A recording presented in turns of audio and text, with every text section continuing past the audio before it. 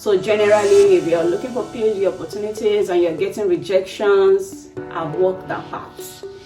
It's daunting, it's not easy, it can be frustrating, and then you feel like, oh yeah, the whole world is against you. Yes, I've gone through that path. I still put my head up and then chin up and everything, and then I keep moving.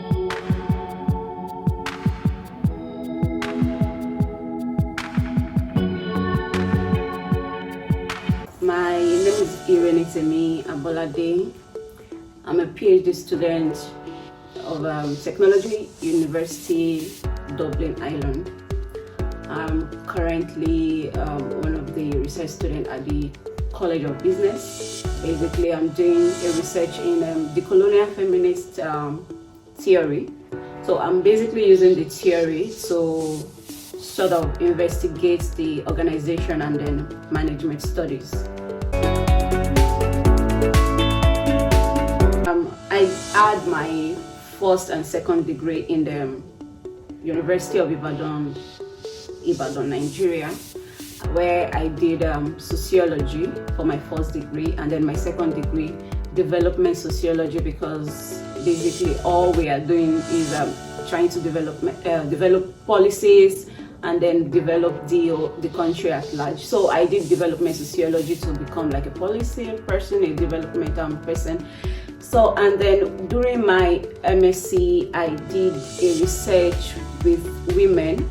I've always been a women advocate. So I love to see women given the chance to like voice their own opinion. I love to say that, okay, women also have the capacity to produce knowledge that can sort of push the country and then the world even further than the men think they can.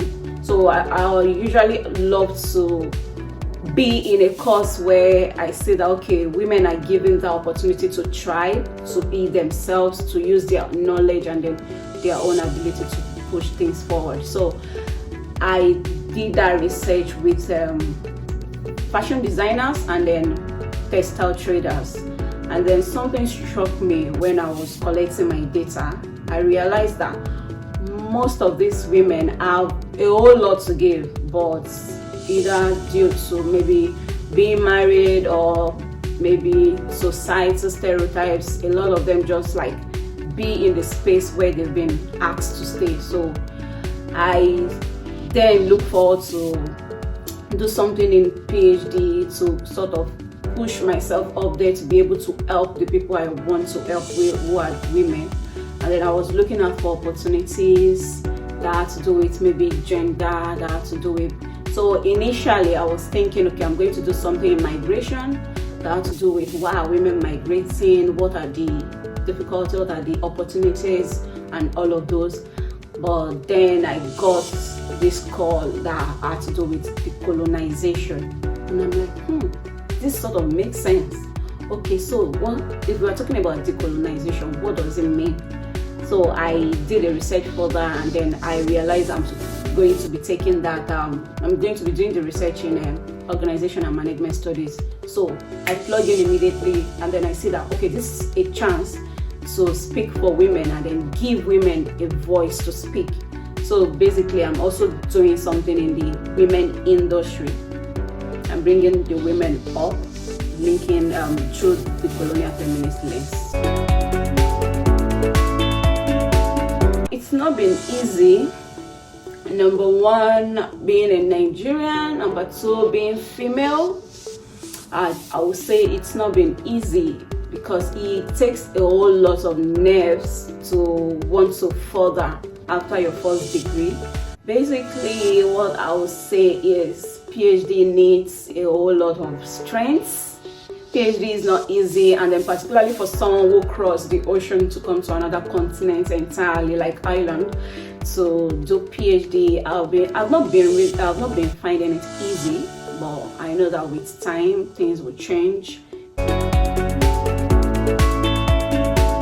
I didn't really choose Ireland. I think I was searching for opportunities.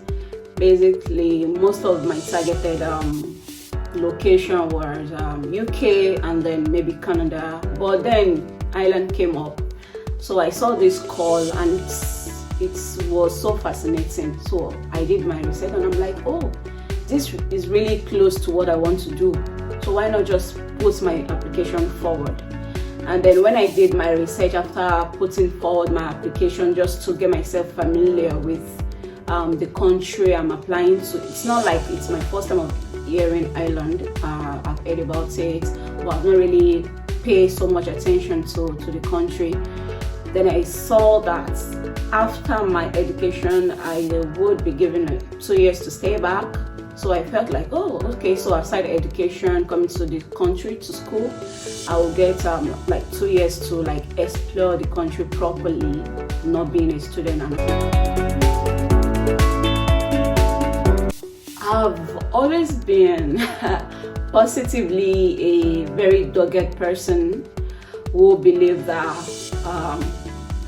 life should be fair to everybody. So I would say my biggest inspiration is my dad's death. So maybe my dad died when I was 4, and then, well, a lot of things didn't go well. But then I needed to push myself forward, like, okay, if this man is to be alive, what would you want for me? So most times that's like my drive to push further. Giving women a voice, helping women to see their strength is something that will always be my passion. Maybe because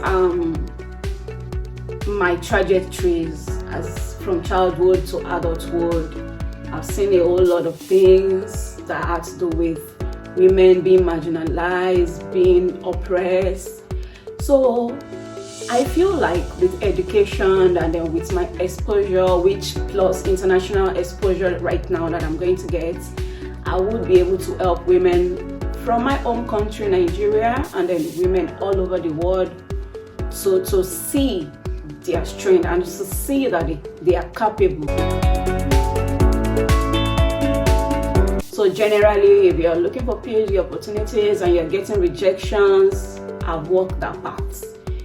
It's daunting, it's not easy, it can be frustrating, and then you feel like, oh yeah, the whole world is against you. Yes, I've gone through that path.